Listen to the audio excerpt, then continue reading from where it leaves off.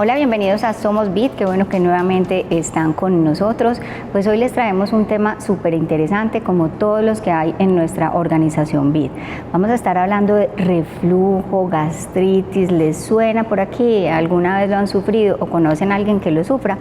Pues precisamente para este tema que es tan común hemos invitado hoy al doctor Federico Peláez. Él es gastroenterólogo en nuestra clínica diagnóstica especializada BID y nos va a estar hoy enseñando todo sobre este tema. Así que le damos la más cordial bienvenida.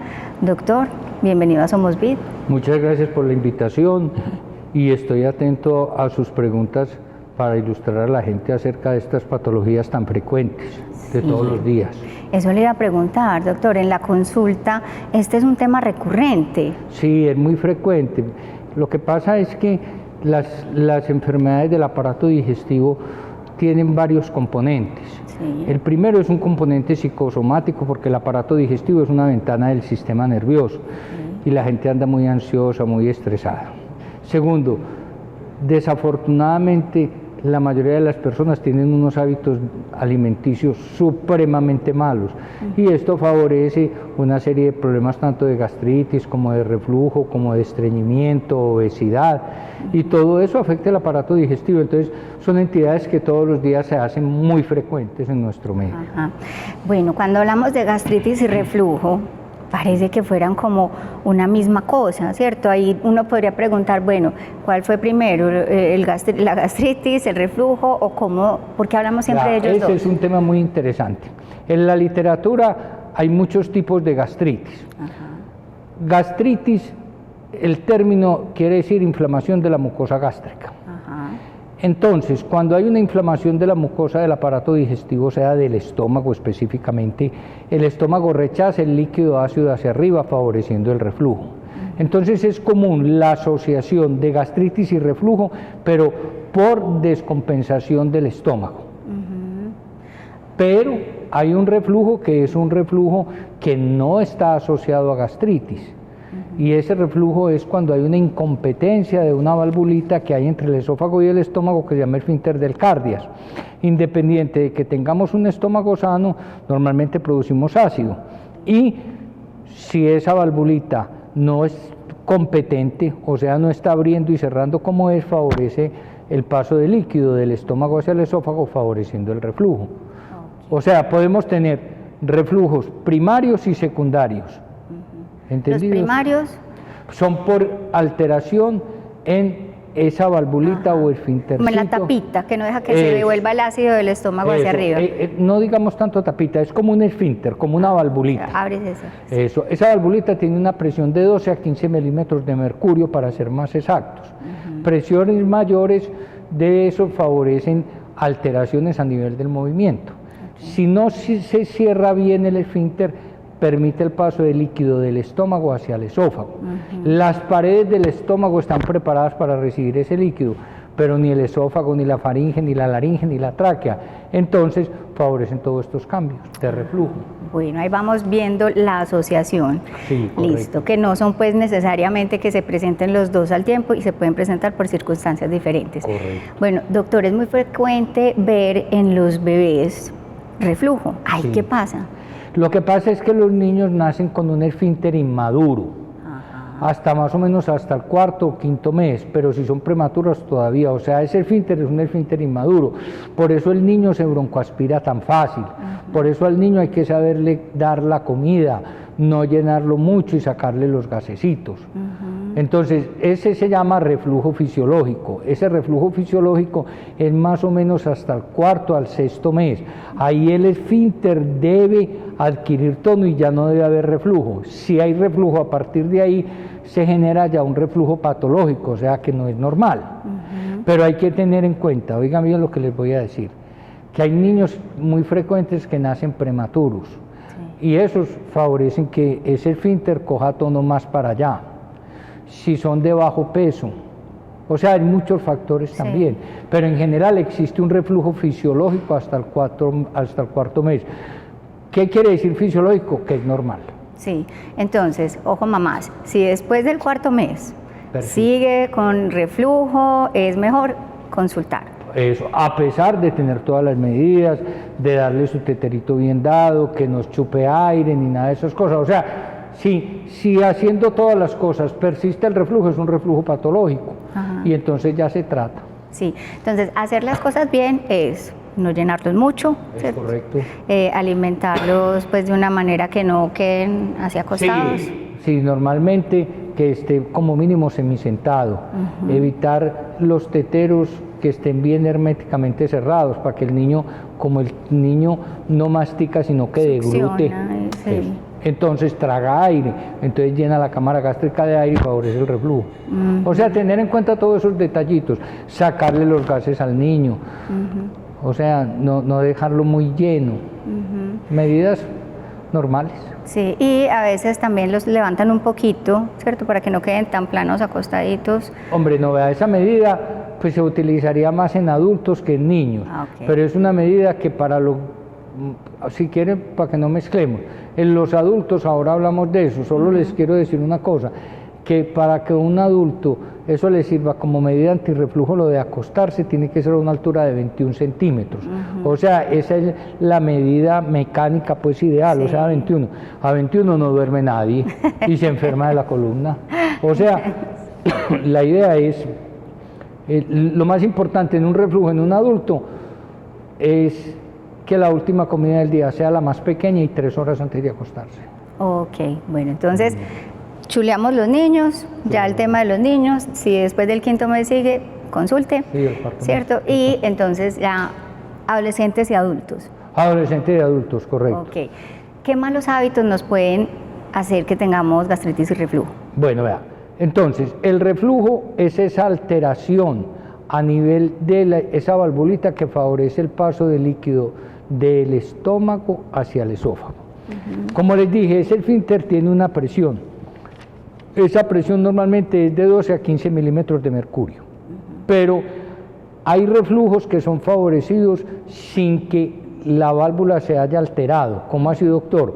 Hay determinadas cosas que favorecen que la presión de esa válvula disminuya, como son las grasas, los condimentos, las salsas, los fritos, los calentados, el alcohol, el cigarrillo, el café en exceso. Entonces, corregir a llevar una dieta sana favorece que haya menos reflujo.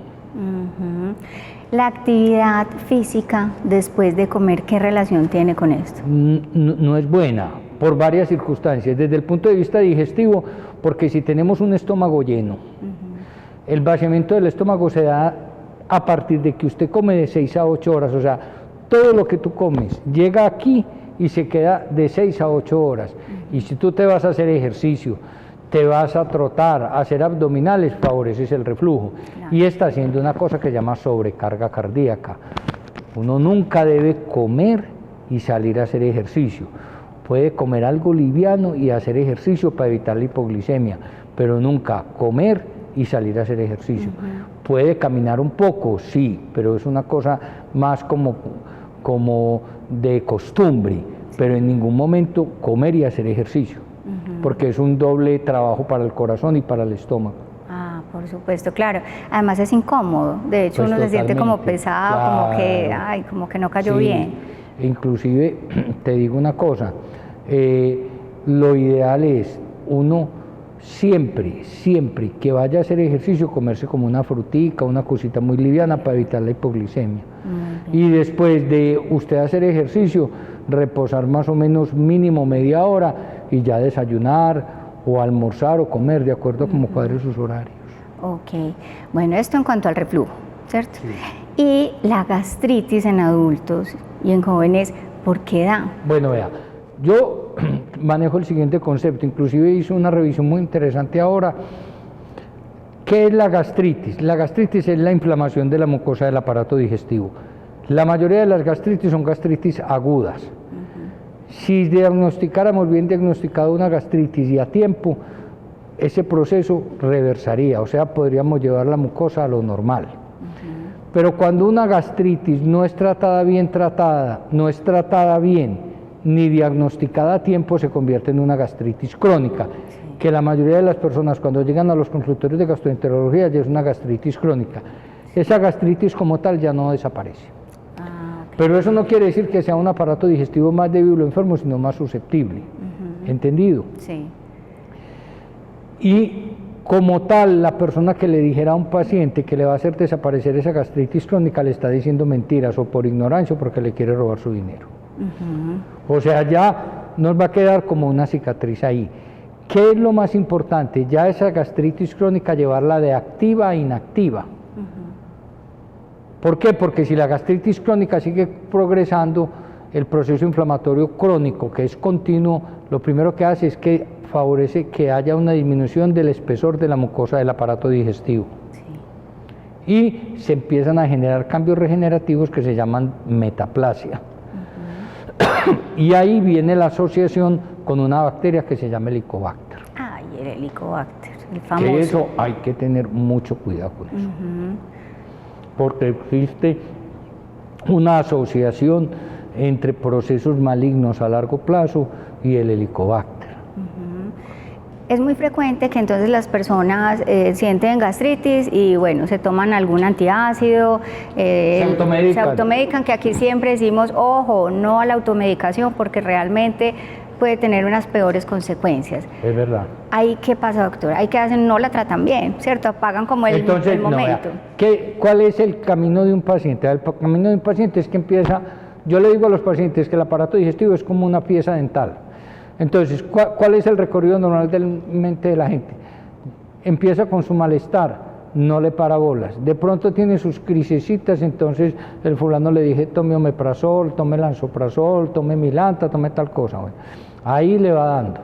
Cuando ya el dolor se le vuelve como más insoportable, entonces ya va donde el médico general. Si el médico general es piloso, inmediatamente hace primero que todo un buen diagnóstico. Un buen diagnóstico es qué está pasando en ese aparato digestivo. No quiere decir que todo paciente que le duele el estómago haya que hacerle una endoscopia, no. Pero uno ya con el interrogatorio y todas las cosas, uno ya sabe más o menos quién necesita el procedimiento, quién no lo necesita. Lo que no puede pasar es seguirle metiendo medicación, porque llega un momento en que la enfermedad le gana al medicamento. Entonces el paciente sigue muy mal, entonces ya llega donde uno. Cuando llega donde uno, lo primero que hace uno es hacerle una endoscopia digestiva.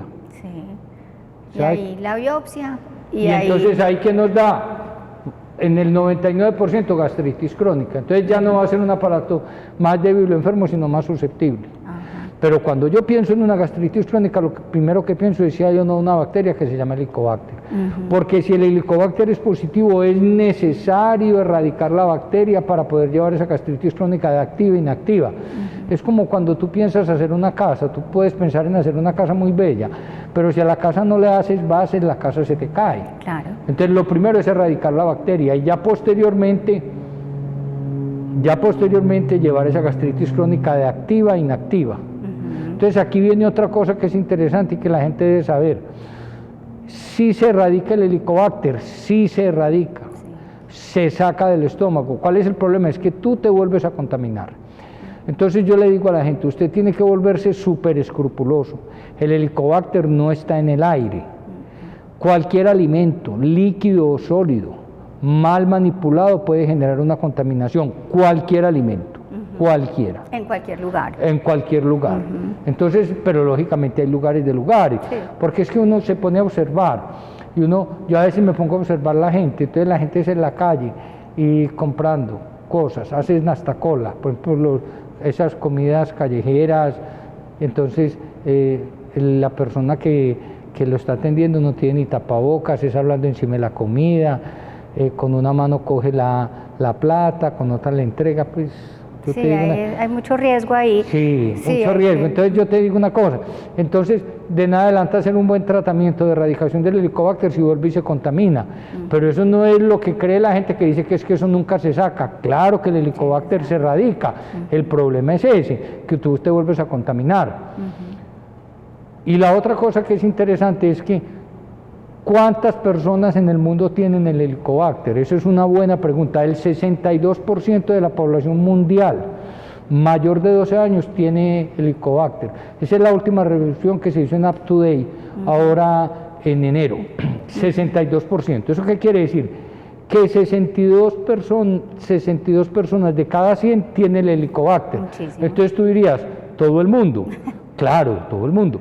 Pero es que el Helicobacter, primero que todo, nosotros no lo tipificamos, hay varias cepas, o sea, razas para que la gente me entiende. Y hay unas que son patógenas y otras no patógenas. ¿Qué quiere decir eso? Que hay unas que son como los perros, hay unas razas que no hacen nada y hay otras que son asesinas hacia el Helicobacter. Y hay una cosa que se llama susceptibilidad individual. No en todas las personas el Helicobacter actúa de la misma forma. ¿Cómo así? Tú puedes tener el Helicobacter y el Helicobacter puede vivir en simbiosis con tu organismo. O sea, tú puedes ser un portador asintomático. Bueno, sí. Pero hay otras personas que se comportan de una forma diferente, que se vuelven agresivos y patológicos. A esos hay que erradicarle la bacteria. Entonces, el hecho de que ese alto porcentaje de la población lo tenga, no quiere decir que todos vamos a seguir con él, sino que hay un grupo reducido a los cuales hay que erradicarle la bacteria porque en ellos les está haciendo mal. Yo les pongo un ejemplo que es muy claro como el COVID. A unos se pudieron contaminar y no darles nada, ser asintomáticos, otros leve, moderado, severo y a otros acabó con ellos. Así es el Helicobacter. ¿Cuál es el riesgo, doctor, de entonces ignorar, digamos, esas señales, esos malestares, no estudiarlo bien? Que la enfermedad va avanzando, entonces eso es una cascada. Entonces, gastritis crónica, atrofia gástrica, después se presentan cambios regenerativos que llaman metaplasia. Metaplasia es cambios en la estructura de la célula. La metaplasia se divide en metaplasia intestinal completa e incompleta. Entonces, de completa va incompleta, no de incompleta a completa, es al revés. De completa va incompleta. Esos son cambios ya reactivos, o sea, degeneración de las células. Y ahí, en la incompleta, ya hay unos grados que llaman displasia leve, displasia moderada y displasia severa. La displasia severa ya tiene un cáncer ahí. ¿Sí me entendió? Sí. ¿En cuánto tiempo puede generar una persona esto? La medicina no es una ciencia exacta, no es 1 más 1, 2, pero sí los estudios han mostrado que más o menos en un promedio de 8 a 10 años, con un Helicobacter agresivo, con signos de alarma, usted puede generar una alteración de esas, las cuales ya no son reversibles. Y qué pesar descubrir ya, digamos, un cáncer ya bien avanzado cuando se pudo haber prevenido con una consulta a tiempo, con una endoscopia a tiempo, con una biopsia y con un tratamiento para el Helicobacter. Es correcto, tienes toda la razón. Entonces, es que la medicina debe ser más preventiva que curativa, pero nosotros no tenemos esa cultura. Bueno, ¿y el riesgo del reflujo entonces cuál es? ¿También nos puede hacer unos cambios? Bueno, entonces el riesgo de reflujo inherente al reflujo es que él sube unas celulitas del estómago hacia el tercio inferior del esófago y genera una cosa que llama esófago de Barrett. El esófago de Barrett es una alteración también en la estructura de las células. Cualquier proceso inflamatorio, crónico, continuo, favorece degeneración de las células. Le voy a poner un ejemplo. Si yo le cojo su mano y empiezo a darle con una cosita a toda hora, entonces daño las células, daño la piel y la erosión y le sigo dando, yo le puedo generar un cáncer ahí. Claro. ¿Por qué? Porque el proceso inflamatorio crónico genera eso. Las paredes del estómago están preparadas para recibir ese líquido ácido, ¿entendido? Las paredes del estómago, pero ni el esófago, ni la faringe, ni la laringe. Entonces en el esófago ese líquido ácido genera un proceso inflamatorio crónico, que si no se controla, daña las células, genera el esófago de Barrett, y del esófago de Barrett vamos a un cáncer. Pero también hay una cosa, es que el esófago es un órgano de transporte de los alimentos, esa es la función de él, para llevar los alimentos de la boca hacia el estómago. Podemos decir, para que la gente lo entienda, que es como un tubito, una manguera muy elástica. Entonces, ese proceso inflamatorio hace que el esófago pierda su elasticidad y se vuelva rígido y vaya disminuyendo la luz. Entonces genera una cosa que se llama estenosis. Las estenosis se dividen en inflamatorias y cicatrizales. Inflamatorias es cuando es muy reciente, uno con medicación, dieta y unas medidas desinflama y la luz del esófago vuelve a lo normal. Pero cuando el proceso es un proceso inflamatorio crónico, se genera fibrosis. y esa disminución de la luz ya no es reversible. Entonces tiene que entrar uno a dilatarlo, y si no lo logra dilatar, pues hombre, o hacer una cirugía para desobstruirlo, o como hay muchos pacientes y jóvenes que se están alimentando por una ventanita que les hacemos en el estómago que se llama gastrostomía, y se alimentan con un tetero. Doctor, ¿y eso es común? Sí, eso es muy común. Lo que pasa es que como uno está metido en esto, y la mayoría son por descuido, mujer. Total, es que son pues dos cosas que se pueden prevenir muy fácil, que están a la mano, que incluso también están cubiertas en el plan obligatorio de salud. Sí. Pues doctor, desafortunadamente se nos acaba el tiempo, pero está muy interesante el tema. Y también pues el doctor Federico Peláez está aquí en la Clínica Diagnóstica Especializada VIT, gastroenterólogo, pueden pedir la cita con él, pueden consultar, también está el servicio de endoscopia y por supuesto con la biopsia, y es muy importante, de verdad, que tengan en cuenta estas recomendaciones. Las dos se pueden prevenir, no esperemos a darnos cuenta en 8 años y ya con un cáncer bien avanzado, qué pesar, ¿cierto? Entonces, pues doctor, muchas gracias por su tiempo. A ustedes muy queridos y que tengan una buena tarde. Gracias, y a ustedes también los esperamos en otro programa. Nos vemos.